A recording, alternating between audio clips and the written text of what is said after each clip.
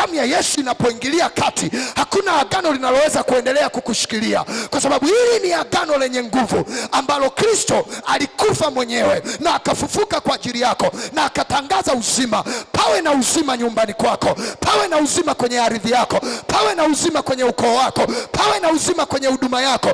Bwana ahuishe kila kilichokufa katika agano la damu ya Yesu. Natangaza watu wa Bwana, kila aina ya agano lililofunga familia yako tunalivunja leo katika damu ya Yesu Kristo. Kila aina ya sadaka ya kiagano walioitoa ili kushikilia kesho yako, tunaivunja hiyo agano kwa sadaka ya damu ya Yesu. Nakomboa kesho yako, nakomboa uzao wako, nakomboa utumishi wako, nakomboa huo uchumba ambao kila ukichumbiwa unakufa.